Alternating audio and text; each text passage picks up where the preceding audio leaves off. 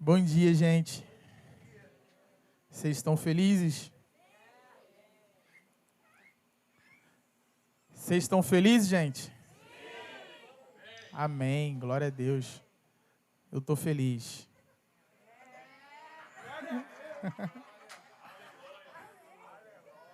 Amém.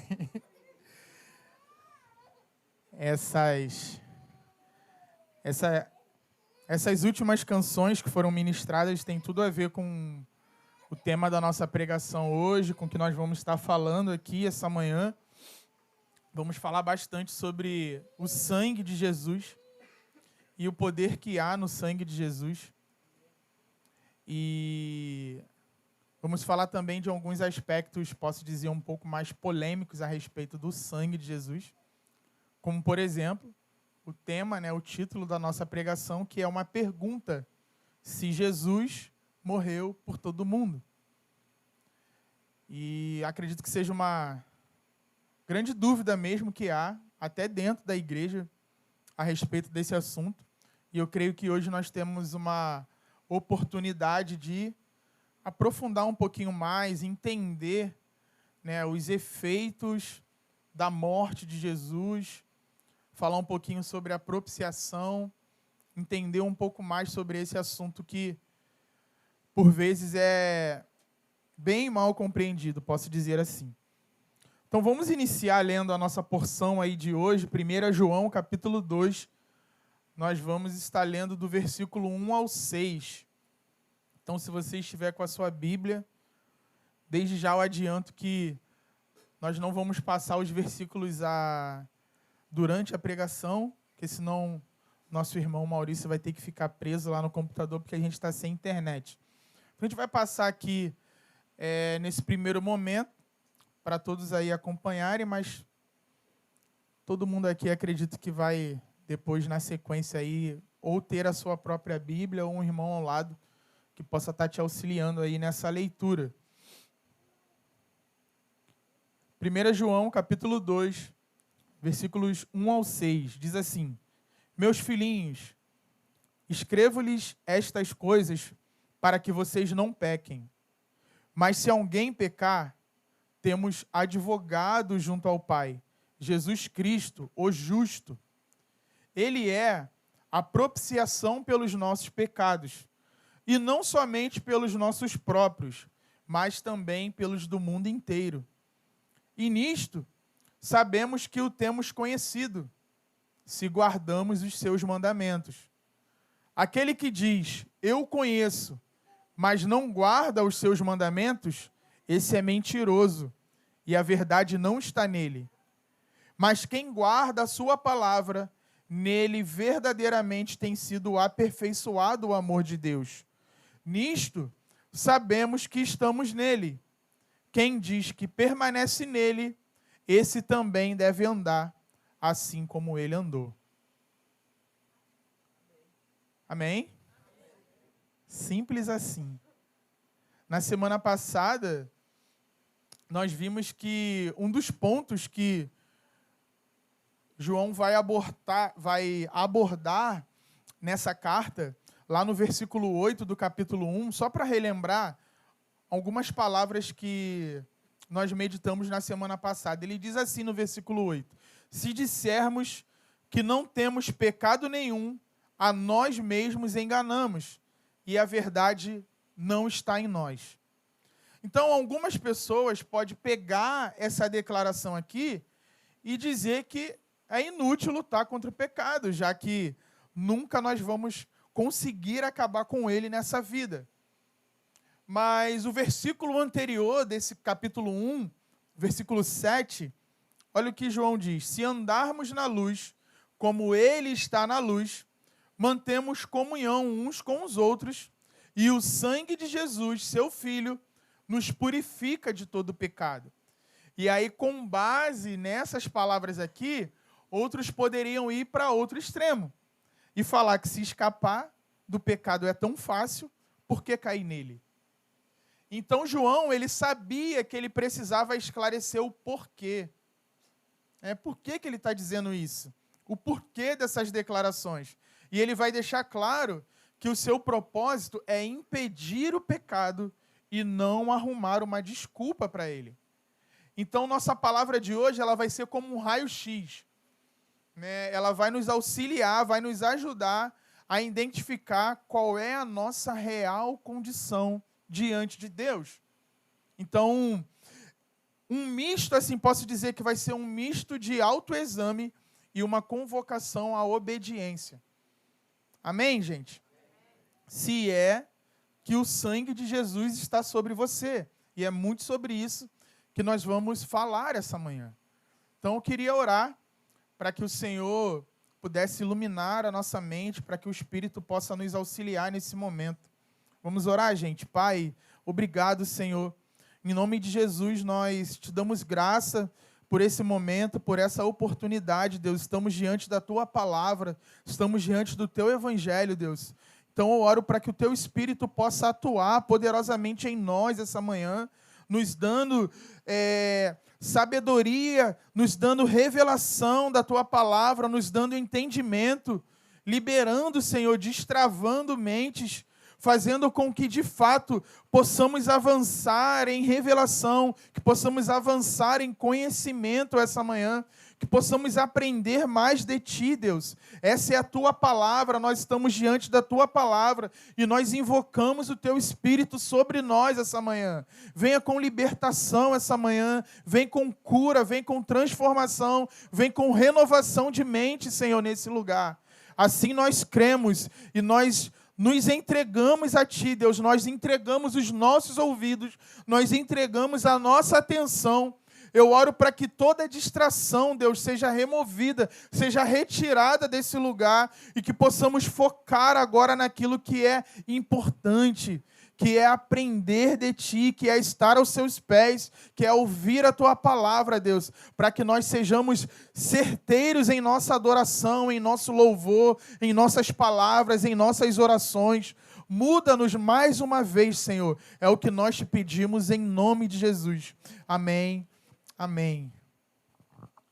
Então, João ele vai iniciar essa parte que nós vamos tratar hoje com uma expressão de ternura. A forma que ele trata aqui no início desse capítulo, a palavra que ele utiliza mostra que havia amor envolvido, né? Ele trata de uma forma bem carinhosa, ele fala, meus filhinhos. Então, João, ele está se comunicando com pessoas muito queridas por ele. É o que fica claro através dessa palavra. Então, para que ele não seja mal interpretado, né, ele sabiamente faz a utilização dessa expressão, meus filhinhos, para que a gente possa saber, tem amor nessas palavras. É uma exortação em amor. Ele está querendo trazer clareza para aqueles destinatários ali naquele século dessa carta, para quem ele estava enviando. E o que ele diz? Né, ele fala assim, escrevo-lhes estas coisas para que vocês não pequem. Então, viram como ele está querendo esclarecer para que ele não fosse mal interpretado? Para que, de fato, as palavras que nós meditamos na semana passada não fossem mal interpretadas pelos seus leitores. Embora o pecado ele ainda esteja presente, nós precisamos evitá-lo. É sobre isso que ele está dizendo. Então, se nós nascemos de novo, nós não somos mais escravos do pecado. Ele não deve ter poder sobre nós. Ele não deve ter a autoridade que outrora ele teria se ainda estivéssemos presos e algemados nas garras dele. Então nós precisamos assumir um compromisso de uma vida sem pecado, se de fato fomos libertos e o sangue de Jesus está sobre nós. Paulo, ele fala lá em 1 Coríntios, no capítulo 10, versículo 13, a seguinte palavra, não sobreveio a vocês nenhuma tentação que não fosse humana, mas Deus é fiel e não permitirá que vocês sejam tentados além do que podem suportar. Pelo contrário, juntamente com a tentação, proverá livramento para que vocês a possam suportar. Então, que fique claro, mais uma vez, o que João fala, é para que vocês não pequem. Essa é a motivação de João ao escrever essas palavras. E aí a parte B do primeiro versículo, João continua dizendo: mas se alguém pecar, temos um advogado junto ao Pai, Jesus Cristo, o justo. E essa palavra para advogado é uma palavra grega que é parakletos, que Jesus ele também vai utilizar essa mesma palavra no Evangelho de João para se referir ao Espírito Santo, né? Quando ele fala sobre o Consolador, é exatamente essa mesma palavra. E aqui em 1 João, né, se tratando de Jesus, a NVI, ela traduziu, ao invés de advogado, essa expressão como o termo intercessor. Ele está à destra do Pai, intercedendo por nós. Então, Jesus, ele é Paracleto e o Espírito Santo também. Por isso que Jesus vai chamar o Espírito Santo de o outro Consolador. É a mesma palavra. Então, o Espírito Santo, ele é o nosso auxílio aqui embaixo e Jesus é o nosso auxílio lá em cima. Como o apóstolo Paulo vai declarar lá em Romanos 8, versículo 34, ele fala: quem os condenará? É Cristo Jesus quem morreu, ou melhor, quem ressuscitou, o qual está à direita de Deus e também intercede por nós. Seja advogado ou consolador, essa palavra, essa expressão, paracletos, ela aponta para alguém que está ao lado, intercedendo, para alguém que está ao lado, auxiliando, para alguém que está ao lado, advogando a nosso favor. Imagina que você está num tribunal e lá na corte, o rei, ele vê que quem está te defendendo ali é um amigo dele, e é alguém que é íntegro, é alguém que é de sua extrema confiança, e é alguém que ele vai ouvir e vai dar crédito para aquilo que ele falar. Então nós temos essa garantia porque esse que está no tribunal diante de Deus, enquanto nós estamos sendo acusados, Jesus está nos defendendo. Jesus é o nosso advogado. Se o sangue de Jesus está sobre nós, Satanás ele está diante de Deus assim, culpado. E Jesus está perdoado. Satanás ele está falando condenado. Jesus está falando livre. Você crê nisso? A graça, ela não serve só para nos salvar, mas ela serve para que, de fato, nós possamos experimentar essa bondade e a misericórdia que está sobre nós, essa bondade de Deus, pitadas do amor de Deus. E Jesus está ao lado de Deus, advogando a nosso favor, e o diabo está falando, ele não merece. Mas Jesus está falando, merece sim, porque é o meu sangue que está sobre ele. Às vezes a nossa mente, o nosso próprio coração, ele tenta implantar mentiras dentro de nós. O próprio Satanás, com seus dardos inflamados, ele lança e, infelizmente, muitas vezes consegue atingir o nosso coração com engano. Que você não é amado, que você não é tão querido assim, que você não faz nada que preste. Eu estava meditando sobre isso agora, final de semana, né? Eu até falei com a Bel, na quinta-feira de manhã, eu não sei porquê, mas eu lavei o meu chinelo. Estava bem sujo, eu lavei o meu chinelo e deixei lá. Na quinta-feira de manhã.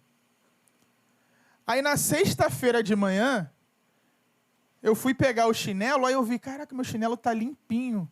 E eu estava botando o chinelo dentro de uma mala. que eu não fazia ideia que eu ia estar indo me hospedar e desfrutar de um final de semana na praia. Então, o Espírito comunicou no meu coração isso na hora, a respeito da graça dele, do amor dele. São pequenos detalhes, são pequenas coisas, mas que ele já sabia. E de alguma forma eu tomei aquela atitude, aí quando eu coloquei o chinelo na mala, eu senti esse refrigério no coração. Como quem diz, eu estou cuidando de você no detalhe. Isso é graça de Deus, irmãos. Isso é amor, isso é bondade e misericórdia se renovando na nossa vida. E nos dando a possibilidade de experimentar e glorificar o nome dele. Porque sem eu saber de nada, eu estava me preparando para algo que ele já sabia. Sem eu saber de nada, na quarta-feira a gente comendo e eu falei assim, esse final de semana eu vou viver intensamente. Sem eu saber de nada. Isso, para mim, é Deus mostrando nos detalhes, eu estou cuidando de você. Então, enquanto o diabo ele tenta colocar minhoca na nossa cabeça e nos confundir e nos fazer entrar, muitas vezes, num estado miserável, Deus está tentando de todas as formas nos mostrar, fica tranquilo. Eu estou cuidando de você. Você é amado, você é filho. É tudo sobre crer em Jesus, gente. Não é fazer para receber em troca, como a teologia da prosperidade prega. Mas é descansar naquele que já fez tudo. Ele já fez tudo. Nós só precisamos entender isso e descansar nessa realidade. Amém? Vocês estão comigo? Lá no versículo 2, então, João ele continua dizendo o seguinte: ele é a propiciação pelos nossos pecados, e não somente pelos nossos próprios, mas também pelos do mundo inteiro. Então, João, ele está dizendo, quando fala do pecado, que nós temos uma doença e ela é grave. Mas, na sequência, ele vai dizer que Jesus providenciou cura. Para que um sacerdote no Antigo Testamento, para que ele pudesse chegar na presença de Deus, ele precisava se consagrar. Né? Lá em Êxodo 29, a gente tem um pouco dessa explicação do que era realizado, que era o quê? Um sacrifício de um animal. Animais eram sacrificados para que o homem pudesse chegar na presença de Deus. O animal, ele funcionava como um substituto. Ele entrava num lugar, né, e a propiciação, que significa desviar a ira, né, a ira que deveria vir sobre nós era desviada para aquele animal. Né? O que consagrava o homem era o sangue daquele animal que estava sobre o altar, né, e era borrifado sobre o sacerdote. Para quê? Para santificá-lo. Para que fosse possível ele chegar na presença de Deus. Então, depois dessa consagração inicial, os sacerdotes ainda tinham que realizar holocaustos. 2 holocaustos eram realizados diariamente. Só podia se chegar na presença de Deus com sacrifícios diários. Mas isso tudo era apenas sombra que figurava um sacrifício perfeito. Jesus, ele nos consagra com o seu sangue como sacerdote do Deus Altíssimo. Nessa oferta pelo pecado, Jesus, na sua entrega, ele era o sacerdote, ele era o tabernáculo e ele era a própria oferta. Isso é incrível. Tem um teólogo chamado T.D. Alexander. Ele diz que na cruz, Jesus Cristo resgata, purifica e santifica aqueles que confiam somente nele pela fé. Somente aqueles que foram santificados por Cristo podem aproximar-se de Deus sem medo. nós podemos nos aproximar de Deus com toda a confiança, sem medo.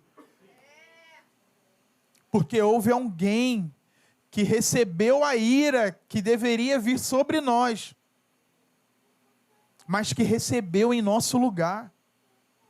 Aqueles animais que eram mortos todos os dias, para que o sacerdote pudesse se santificar, hoje não precisam mais ser mortos, porque o Cordeiro morreu.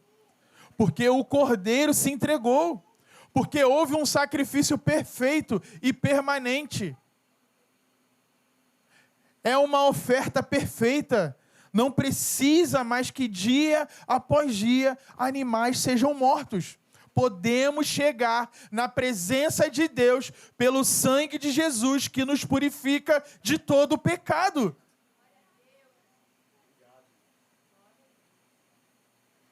Isso é algo que nós não podemos esquecer, nenhum só dia da nossa vida. Quando o pecado que nós cometemos se virar contra nós e nos acusar. Quando você tiver aquele sentimento de imerecimento, eu não posso chegar diante de Deus porque eu fiz isso. Você só pensa assim quando você esquece de Jesus. Porque não é pelo seu mérito, mas é pelo mérito dele. Ele fez o que precisava ser feito. Agora você pode correr para Deus. Sem medo. Porque você não vai morrer. Porque alguém já morreu no seu lugar. Você entende isso?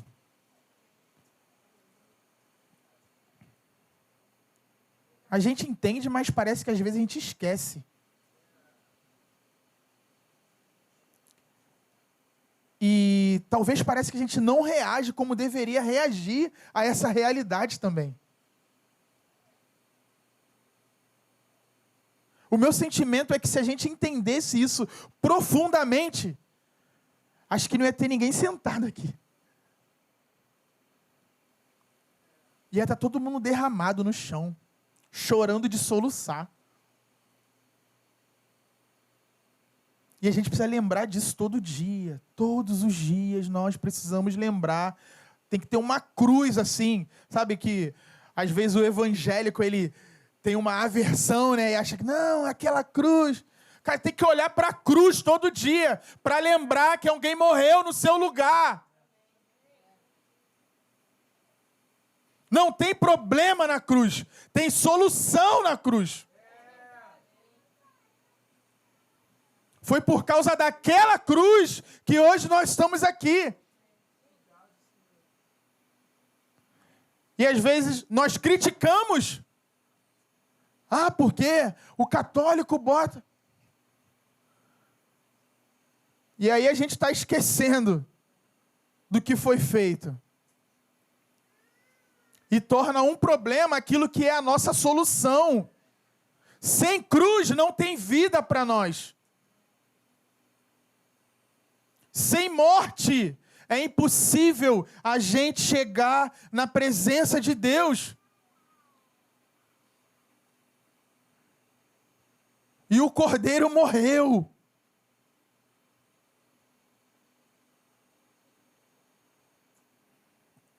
E a segunda parte desse versículo, do versículo 2, ele abre uma porta polêmica.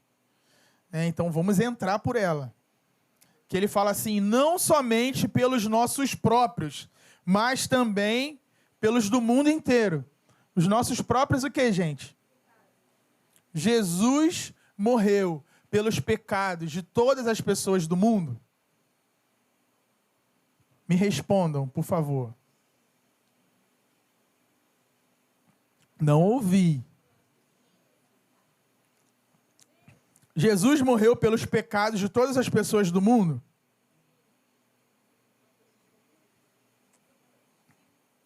Oi? Morreu, gente? Morreu?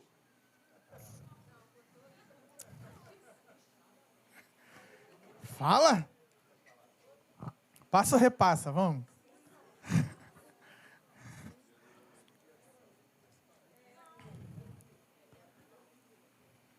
Galera tá meio confusa assim, né?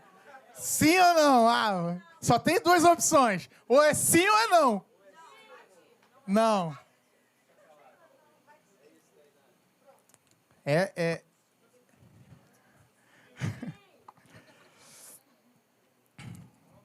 Quem acha que sim, levanta a mão.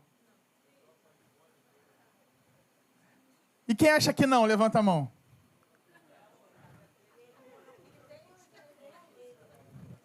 Ó, a maioria acha que sim. Então vamos construir isso juntos?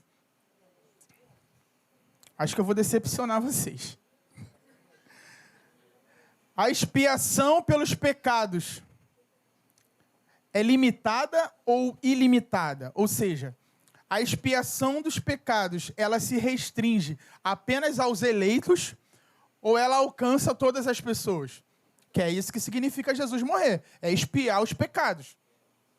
E talvez essa seja uma das doutrinas da graça mais mal compreendidas, tanto por quem crê, quanto por quem não crê. E quando quem diz crer, né, quando alguém fala assim, não, eu creio no calvinismo, eu creio nos 5 pontos, mas não sabe explicar isso, é mais um problema. Né?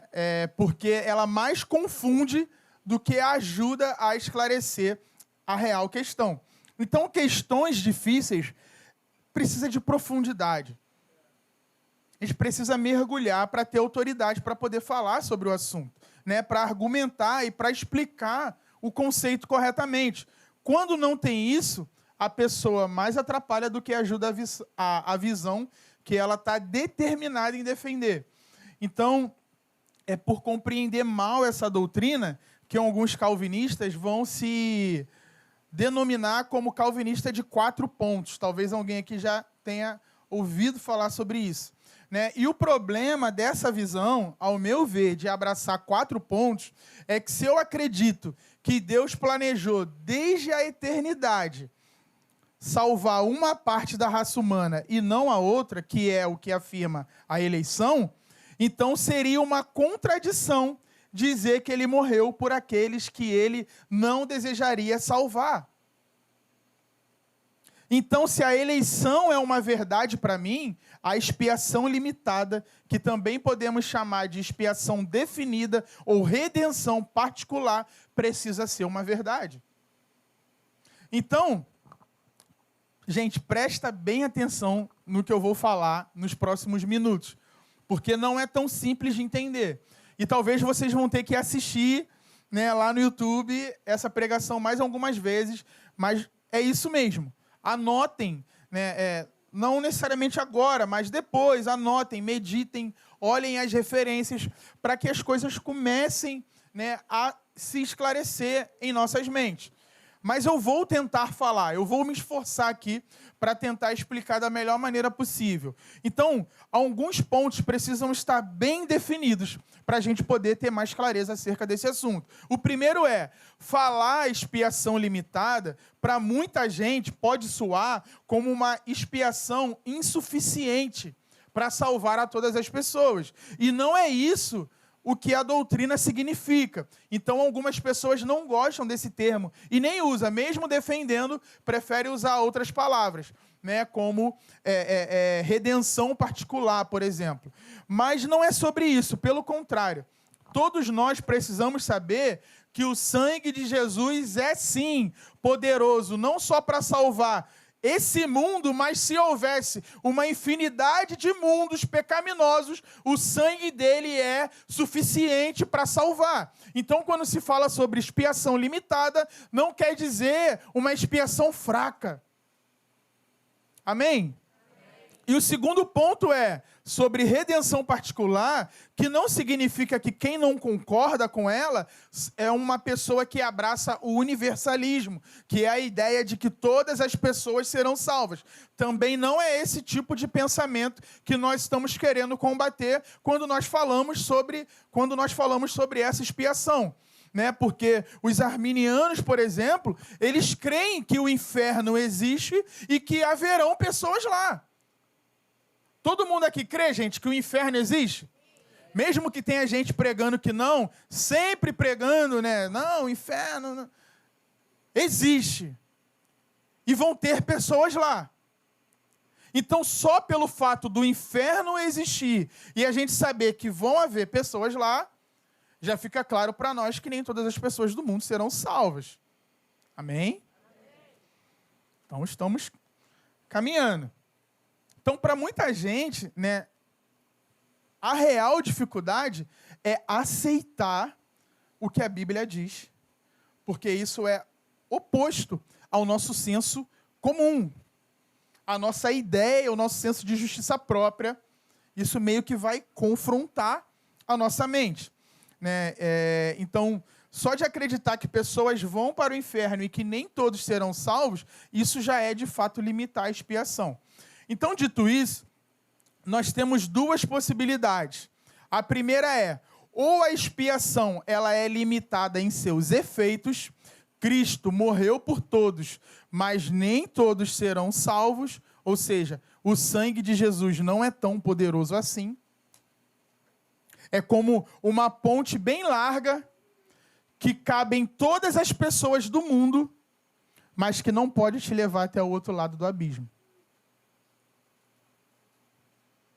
Ou a segunda possibilidade é a expiação é limitada em sua abrangência. Cristo não morreu por todos, mas todos por quem ele morreu serão salvos.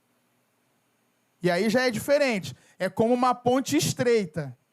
Não cabem todas as pessoas do mundo, mas ela completa o seu objetivo. Todos os que entram por ela vão chegar do outro lado. Amém? Então temos esses dois pontos. Quando as coisas são apresentadas dessa maneira, acredito eu que fica mais fácil entender que a segunda opção é a que mais faz sentido. É a que mais parece com aquilo que a gente aprende a vida inteira. Que a porta é estreita. E não vão ser todos que vão entrar por elas. Mas vamos continuar construindo. A morte de Jesus, com base nesse entendimento, ela não apenas possibilita a salvação, mas ela salva. Por quem Jesus morreu, ele vai salvar. O sangue dele é poderoso, gente. A gente fala com muita facilidade, o sangue de Jesus tem poder. Mas se ele morre por alguém e ele não salva, não é tão poderoso assim. Tem alguma coisa errada nessa declaração. Charles Spurgeon, ele fala que aqueles que negam a redenção particular são os que realmente limitam a expiação. Então, como é que eu faço para explicar o que João está falando aqui nesse versículo? Porque ele está falando assim, Cristo é a propiciação pelos pecados do mundo inteiro. Ele não morreu só pelos nossos, mas de todo mundo. Não é isso que ele está falando? Então a gente precisa entender o que é propiciação. Né? É um termo religioso que significa desviar a ira, como eu falei, e um indivíduo ele morre no lugar do outro. A ira que estava apontada para nós, ela segue para outro indivíduo. E tem um versículo que fala sobre a propiciação, que vai nos ajudar também a entender o que João está querendo falar com essa coisa dela servir para todo mundo, que é lá em Romanos 3, versículo 21 ao 25. Olha o que o apóstolo Paulo vai declarar. Se você quiser abrir aí para acompanhar. Romanos 3, 21.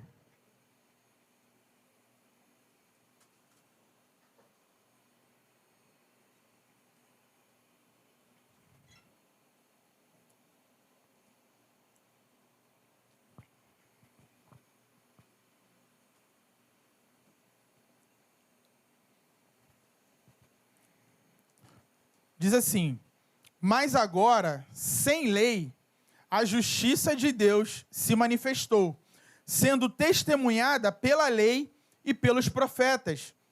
É a justiça de Deus, mediante a fé em Jesus Cristo, para todos e sobre todos os que creem. porque não há distinção, pois todos pecaram e carecem da glória de Deus, sendo justificados gratuitamente por sua graça, mediante a redenção que há em Cristo Jesus, a quem Deus apresentou como propiciação no seu sangue, mediante a fé. Então, esse morrer por todo mundo, que Paulo vai estar dizendo aqui também, que é no mesmo sentido que João está falando, significa que é para todos, que não há distinção de raça, de classe, de grupo étnico. Como diz no final do versículo 22 desse Romanos 3, que ele fala assim, para todos e sobre todos os que creem. Significa que a provisão de Jesus, a propiciação dele, a eficácia é para o mundo inteiro. É para todo tipo de gente, e não só daquele tempo, mas de todos os outros períodos, até nos alcançar. É para todo mundo. E por que ele está falando isso? Porque o judeu, ele tinha a ideia de ser uma classe especial. A salvação era para ele. Então, em vários momentos, quando os apóstolos eles utilizam essa expressão todo mundo, é para dizer assim, não é só para o judeu, não. É para todo mundo. É para todas as pessoas. E não é só para quem está aqui, não. Não é só para quem você está vendo, não. É para quem nem nasceu ainda. Jesus morreu por essas pessoas também. Amém, gente? Quando eu chego aqui, por exemplo, 8 horas da manhã, 8h30, vamos falar, 8h30. Aí está o Dudu ali no canto ali, afinando o instrumento dele. Aí eu falo assim, Dudu, cadê todo mundo? De quem eu estou falando? Eu estou perguntando sobre quem? Talvez mais especificamente dos músicos. PH, Mateus, Tiago. Tamisa falou baixinho aqui, Tiago, Tamisa. Então, fica muito claro para nós que sempre não, mas boa parte das vezes que nós utilizamos essa expressão todo mundo, a gente nem quer falar todo mundo. Ai, fui lá na sala de oração quinta-feira, nossa, pegou fogo, estava todo mundo lá. Nem cabe no terraço do meu pai. Vocês entendem, gente? Então, o pensamento dos apóstolos não é muito diferente do nosso nesse sentido. Quando eles falam todo mundo, eles não querem dizer todas as pessoas do mundo. Por mais que em algum momento isso possa ser uma verdade. E hipérbole é o que mais tem nas Escrituras.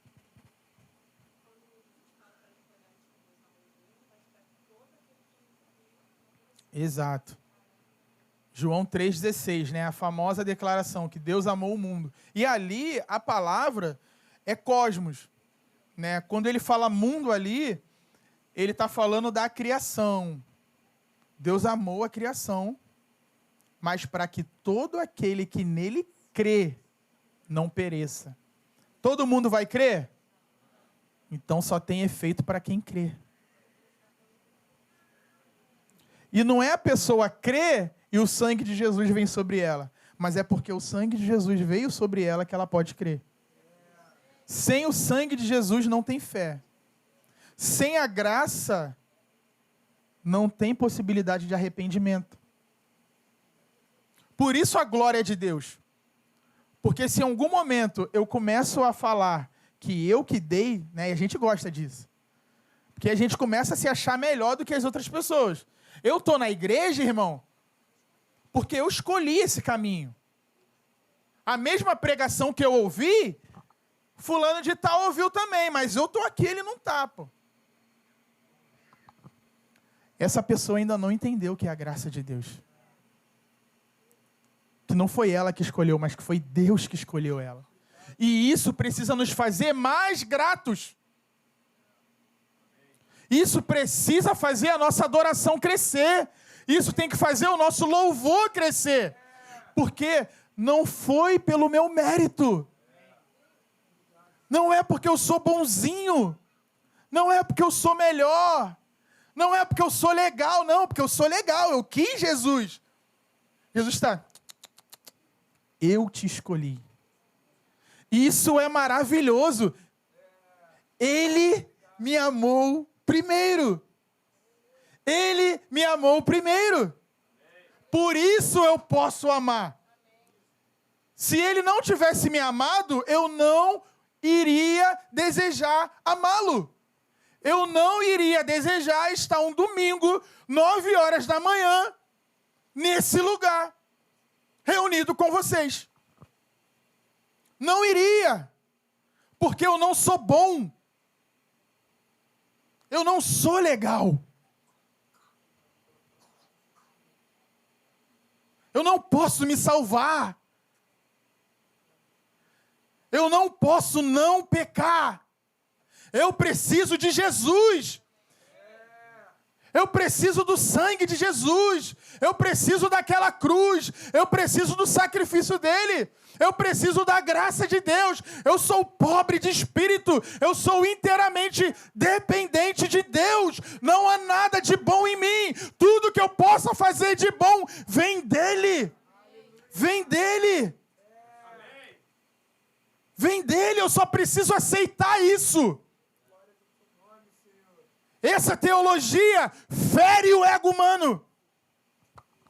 Fere. Fere o nosso senso de justiça. Porque no final das contas eu quero ser bom. Mas o que a Bíblia diz é: você não é. E é isso que dói. E é isso que nos afeta. E que faz a gente querer rejeitar essa palavra. Não, Léo, não pode ser assim. Deus escolhe uns e não escolhe outros. Gente, era para todo mundo ir para o inferno, essa é a verdade. A única coisa que ele faz é tirar alguns de lá. Ele não manda ninguém para o inferno, ele não precisa mandar ninguém para o inferno. Todos já nascem indo para lá. Nasceu, vai para o inferno. Nasceu, vai para o inferno. Nasceu, vai para o inferno. Nasceu, vai para o inferno. Nasceu, vai para o inferno. Nasceu, vai para o inferno. Por quê? Por causa do pecado. Adão pecou.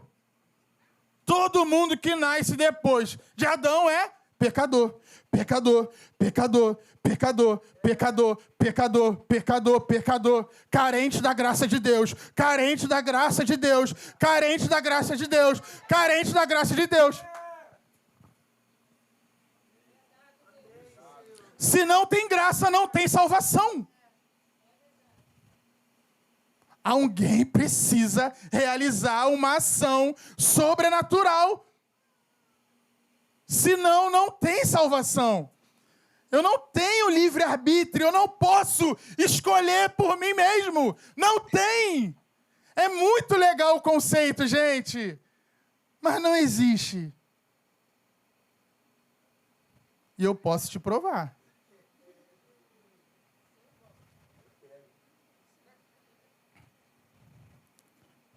Vamos combinar?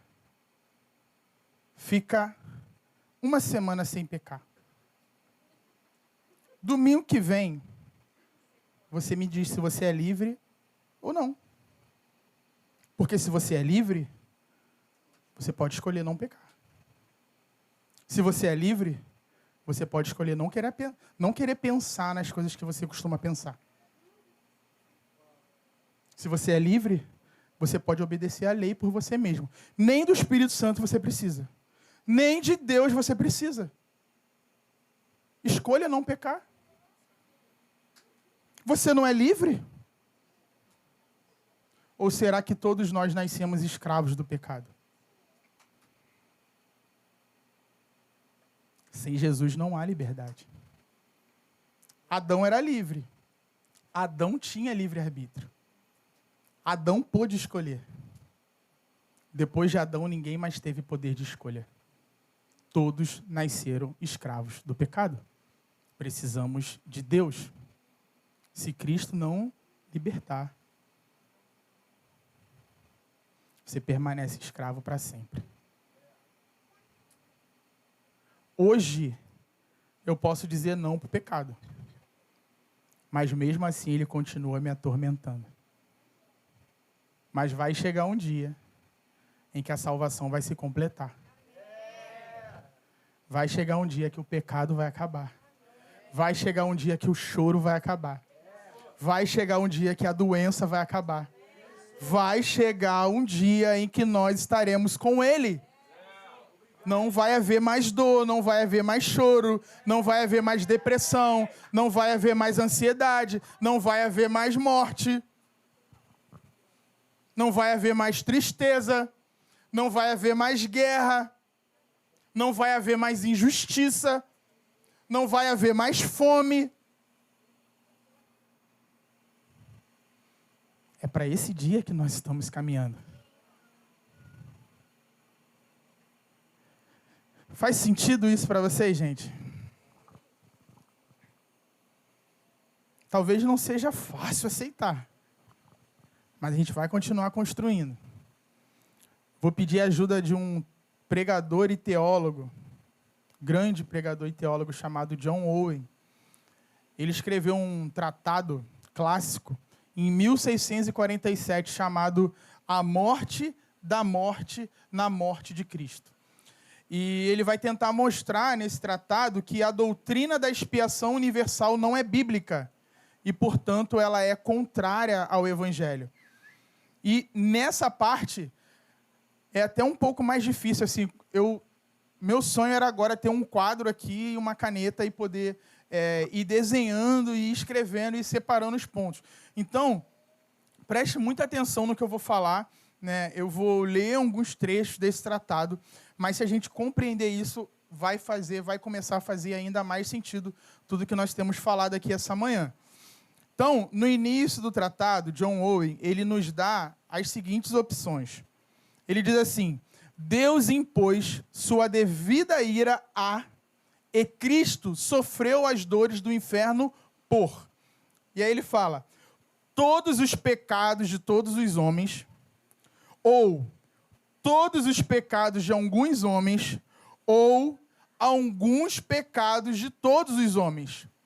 Se a última opção for a correta, alguns pecados de todos os homens, então todos os homens têm de responder por alguns pecados, e assim nenhum homem será salvo. Então isso é claramente falso, então a terceira opção é eliminada. A segunda opção, que é a que nós concordamos, diz que Cristo sofreu por todos os pecados dos eleitos do mundo.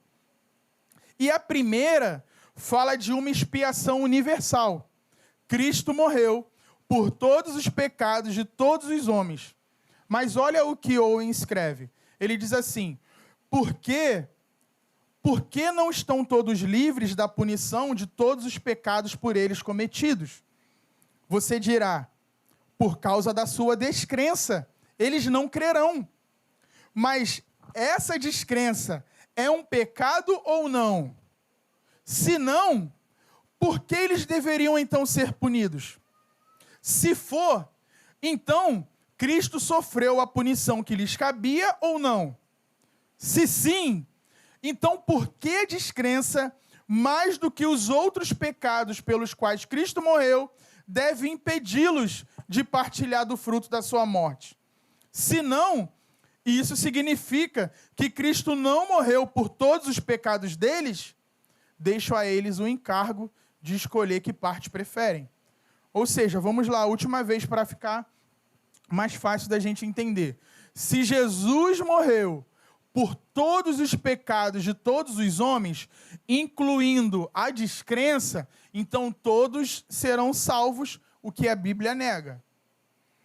Outro ponto, se ele morreu por todos os pecados de todos os homens, excluindo a descrença, então ele não morreu por todos os pecados de quem quer que seja, e é necessário que todos sejam condenados. O que resta? Não há outra opção a não ser admitirmos que Cristo morreu apenas pelos pecados do seu povo eleito. E eu vou ler alguns textos que deixam isso mais claro ainda para nós e que a Bíblia ensina. Eu vou ler rapidamente, não precisa abrir, mas depois vocês podem meditar com calma nessas passagens. Mateus 1, 21 fala: ela dará luz a um filho, e você porá nele o nome de Jesus, porque ele salvará o seu povo dos pecados deles. Mateus 20, 28. Tal como o Filho do Homem, que não veio para ser servido, mas para servir e dar a sua vida em resgate por muitos, e não todos. João 10, 11. Eu sou o bom pastor dá a vida pelas ovelhas. João 13, 1. Antes da festa da Páscoa, sabendo Jesus que era chegada a sua hora de passar deste mundo para o Pai, tendo amado os seus que estavam no mundo, amou-os até o fim. E João 17, versículo 1, 2 e 9, vai dizer: depois de dizer essas coisas, Jesus levantou os olhos ao céu e disse: Pai, é chegada a hora, glorifica o teu Filho, para que o Filho glorifique a ti. Assim como lhe deste autoridade sobre toda a humanidade, a fim de que ele conceda a vida eterna a todos os que lhe deste. Versículo 9. É por eles que eu peço, não peço pelo mundo, mas por aqueles que me deste, porque são teus. Palavras de Jesus.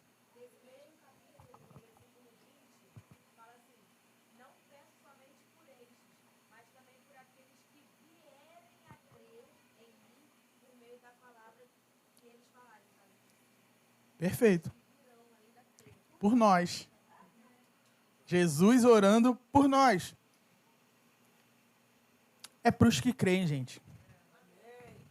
Existe um livro da vida que a gente vai ver lá em Apocalipse, onde está escrito o nome de todos os eleitos.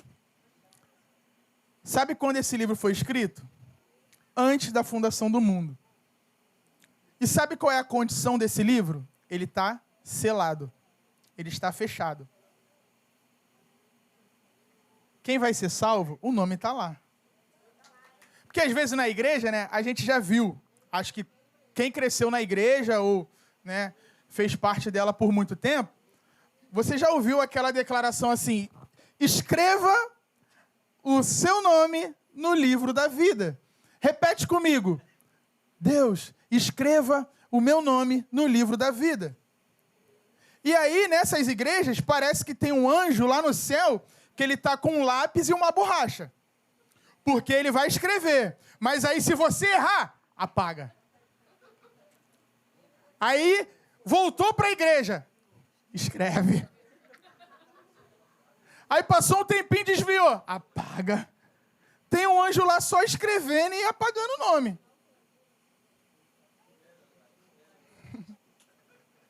Só que Deus, gente, Ele não é igual aos nossos governadores, não. Que tem uma obra aqui, na Brasil, e a gente acha que ela nunca vai acabar. O Parque de Madureira, ele parou aqui. Mas na planta, era para ele chegar até a Brasil. E talvez nunca vai chegar. Só que Deus é diferente, tá, gente? Deus, ele não embarga a obra, não. Toda obra que ele começa, ele termina.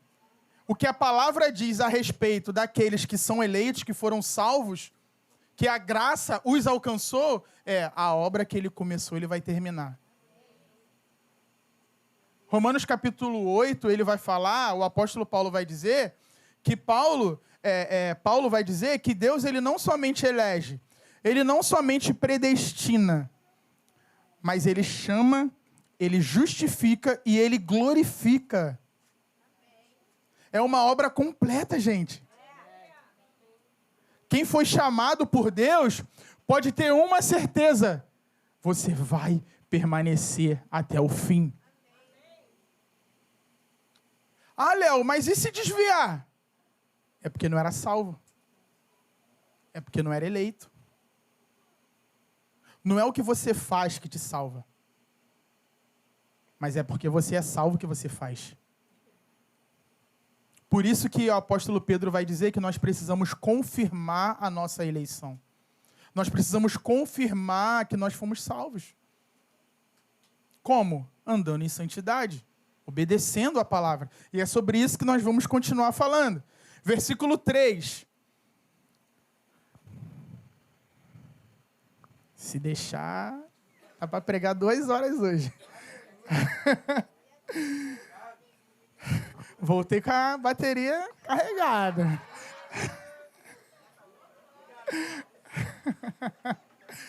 Versículo 3, gente. E nisto sabemos que o temos conhecido, se guardamos os seus mandamentos. Então, nesse versículo, João ele até dá uma esclarecida nesse ponto, que se nós fizermos a pergunta certa para o texto, a coisa vai ficar mais clara. Se a propiciação de Jesus alcança todas as pessoas, quem são os salvos? Aí ele vai falar, ó, se guardamos os seus mandamentos. Quem guarda, quem obedece, quem agora vive uma vida santa. O que revela se uma pessoa é salva ou não é a forma que ela corresponde à revelação que ela tem recebido. Conhecer a Deus não é dizer que teve uma visão mística de Jesus, ou que assistiu todos os capítulos de The Chosen, né? Não conheço Jesus, pô, eu vi lá na série. O que revela conhecimento de Deus é obediência aos mandamentos. Conhece a Deus quem obedece os seus mandamentos. Tem um teólogo americano chamado J. Allen Blair. Ele faz uma citação confrontadora a respeito disso. Ele diz assim: um estudo foi divulgado pela Universidade do Sul da Califórnia, indicando que 1/3 dos pacientes médicos nos Estados Unidos ignoram o que os médicos lhe dizem para fazer. A situação não é muito diferente quando se trata do crente fazer o que Deus lhe diz que deve ser feito. Um conhecimento real de Deus precisa afetar a maneira que nós vivemos.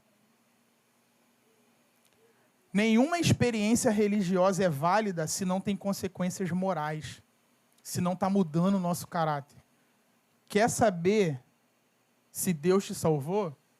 Responda a si mesmo. A forma que você tem vivido revela que você conhece a Deus? O problema é que para a maior parte de nós é muito fácil dizer eu conheço.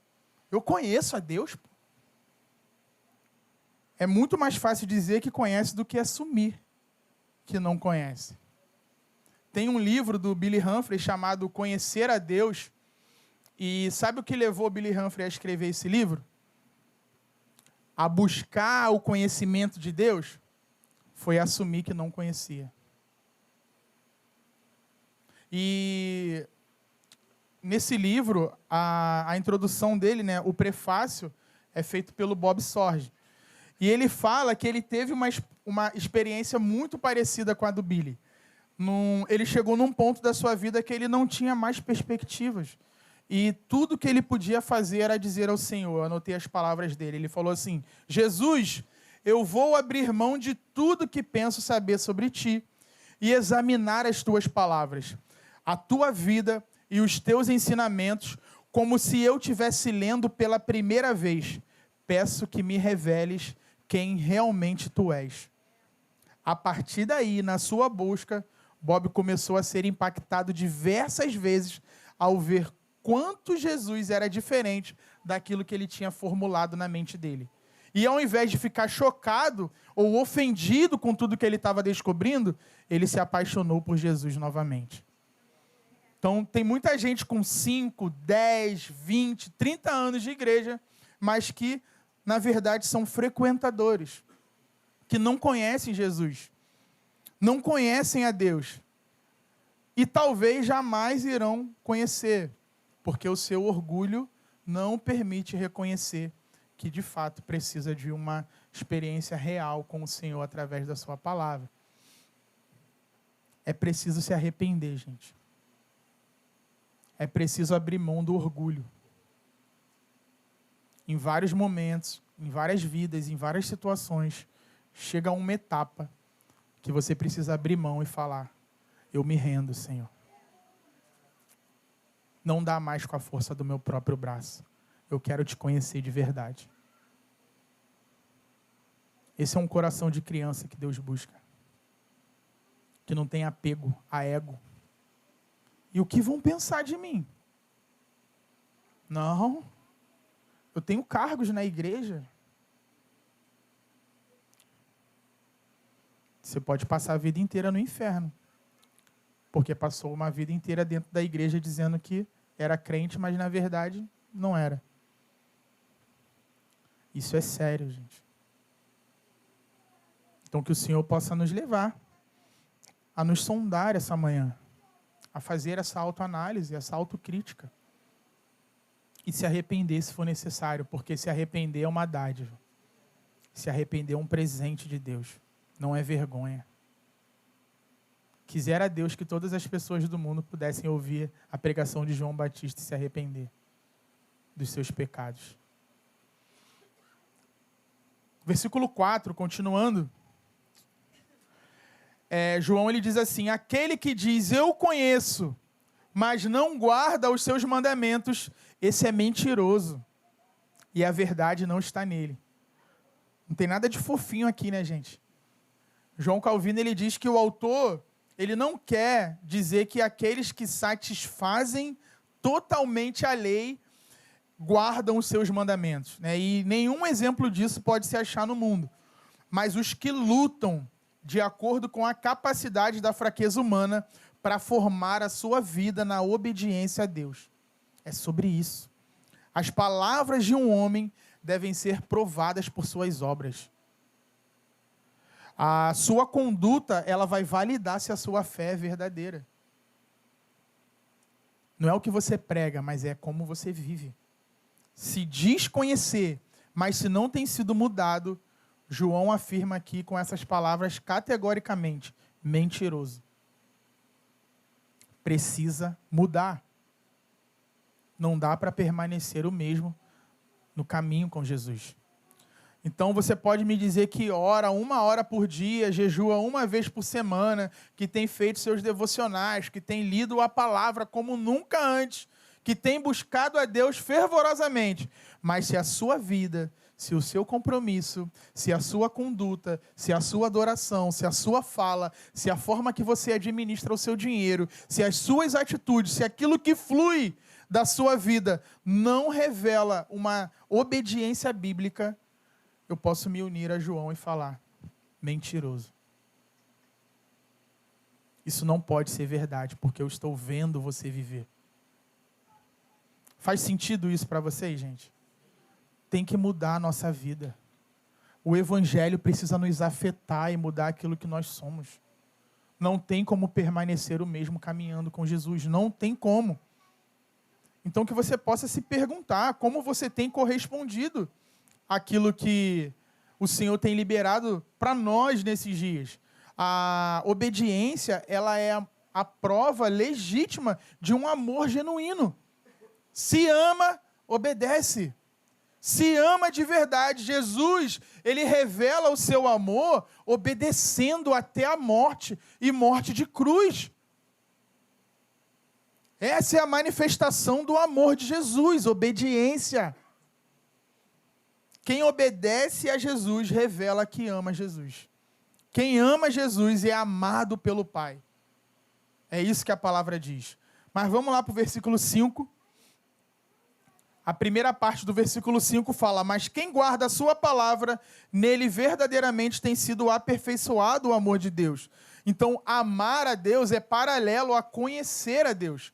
Quando um cristão vai além de simplesmente obedecer a Deus e deseja agradá-lo, o amor de Deus foi aperfeiçoado nele.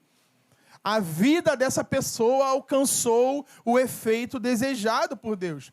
O verdadeiro amor a Deus se expressa não em linguagem sentimental ou em experiência mística, mas na obediência moral.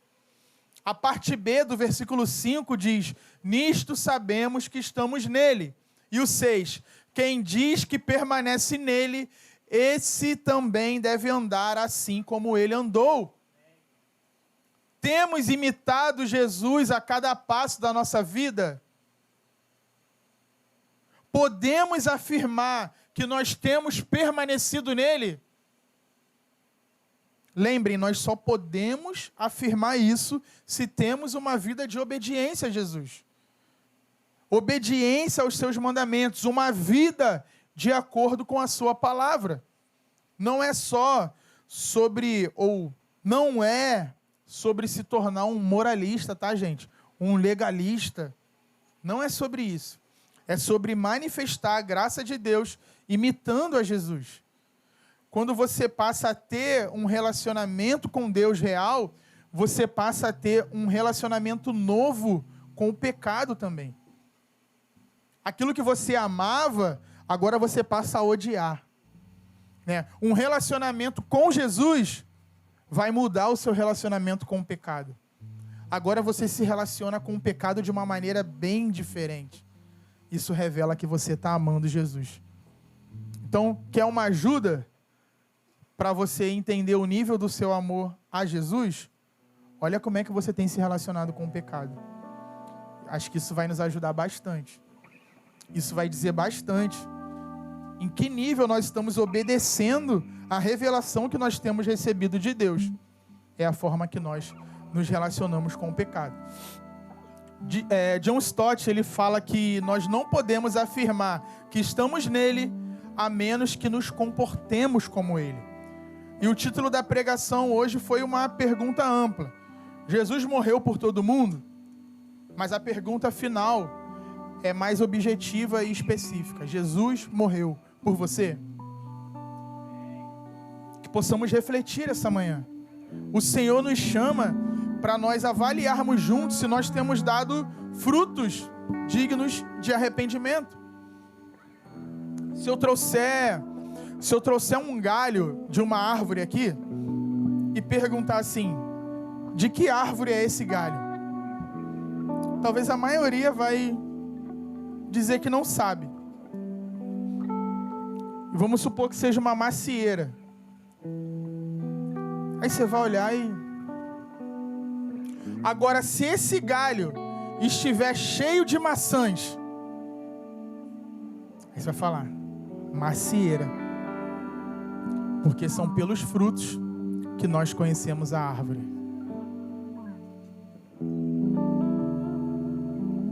A macieira, ela não é chamada de macieira porque ela produz maçã.